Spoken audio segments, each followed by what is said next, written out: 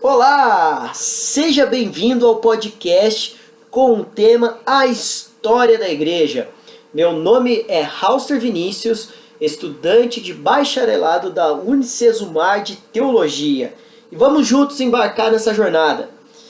Então, vamos falar um pouquinho hoje sobre a história da igreja. E, obviamente, é impossível falar sobre este assunto sem olhar em primeiro lugar que é aquele que é o fundador, o cabeça e o edificador da igreja, Jesus Cristo. Carlito Paz, em seu livro Uma Igreja Família, destaca que Deus criou apenas duas instituições na Terra: a família biológica e a família espiritual, que é a igreja. Olhando para a Bíblia, de Gênesis a Apocalipse, vemos o Senhor querendo sempre ajuntar um povo santo e exclusivo para si, desde Adão e Eva, passando por Noé e assim sucessivamente. Mas esse plano é consumado a partir de Cristo, fundador da igreja. Quero destacar novamente, Cristo é o fundador da igreja. Portanto, era necessário um menino nascer e Deus preparou uma nação para si, para que o Messias pudesse ser incluído na história. Quando falamos de história, obviamente precisamos olhar lá para a história do antigo Israel. Precisamos falar da importância dessa nação, desse povo, em relação à história da igreja. Para iniciarmos o assunto, precisamos olhar um pouquinho de como, quando, através de quem e de que maneira Deus decidiu formar e conduzir um povo para si. Vamos começar a partir de Abraão. Abraão dá início ao período que é conhecido como o período dos patriarcas. E esse período vai até Moisés, e esse tempo foi de 2000 anos antes de Cristo até 1300 antes de Cristo. Esse povo era um povo seminômade. E é Moisés, que também é conhecido como legislador, que deu, através dele, que Deus estabelece as 613 mitzvotes, ou seja, mandamentos. É a partir daí que a história dos hebreus passa a ter os seus mandamentos de princípio, ética, conduta cristã. Em seguida, percebemos uma nova dispensação, que é o período dos juízes, e o povo agora passa a ter um governo tribal, de tribos. E por último, fazendo a transição, tem o período dos reis. Perceba, por que eu estou citando esses períodos? Perceba que independente do ser humano tendo as suas limitações, as suas falhas, Deus estava sempre o conduzindo, resgatando, edificando um povo para si, até a conclusão perfeita do seu plano fosse realizado na pessoa de Cristo. Eu quero ler um texto para vocês que está ali em Mateus, capítulo 16, do 16 ao 18, que diz assim, ó: Respondeu Simão Pedro, disse: Tu és o Cristo, filho do Deus vivo. Então Jesus lhe afirmou: Bem-aventurado és, Simão Barjonas, porque não foi carne nem sangue que te revelaram, mas meu Pai que estás no céu. Também te digo que tu és Pedro, e sobre esta pedra edificarei a minha igreja, e as portas do inferno não prevalecerão contra ela.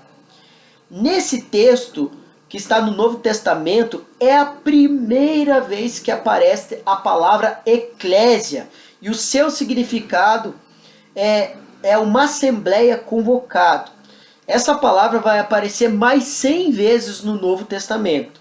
Então, aqui Cristo, principalmente quando nós olhamos para o original, Cristo está destacando que ele é a pedra a qual a igreja seria construída, firmada.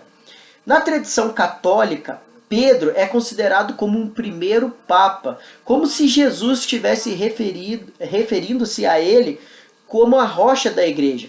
Mas Hernandes Dias Lopes, em sua obra Comentário Expositivo do Novo Testamento, afirma que a tradução do nome Pedro, Petrus, significa fragmento de pedra e não rocha. Ou seja, Jesus é a pedra fundamental, é a rocha da igreja.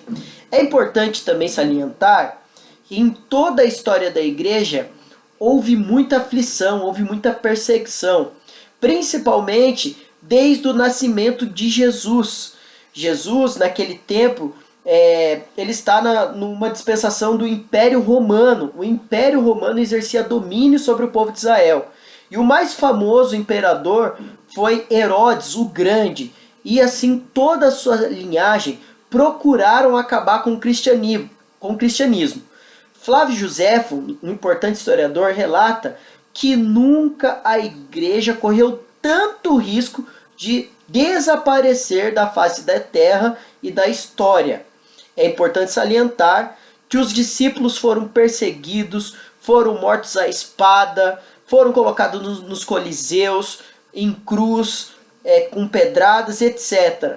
Várias formas eles tentaram sufocar o evangelho, o cristianismo e a igreja.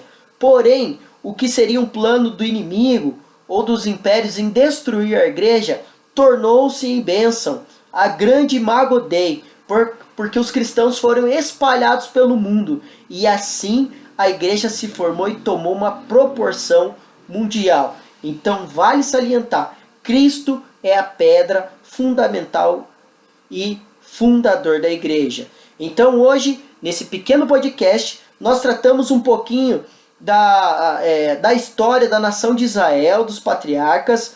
Também destacamos como desde o início Deus sempre buscou criar um povo santo e exclusivo para si, para que pudesse vir o Cristo à história. E destacamos que o Cristo é o fundador da igreja. E também como a igreja resistiu bravamente em toda a sua história sobre a perseguição e sobre as torturas. Vale uma indicação aqui de uma leitura. Quero indicar o próprio livro do Carlito Paz, Uma Igreja Família, O Cristianismo através dos séculos, de Farley Carroll. É um livro muito importante também, que vai tratar muito sobre a história da igreja. E também um comentário expositivo aí do pastor Hernandes Dias Lopes, do Novo Testamento.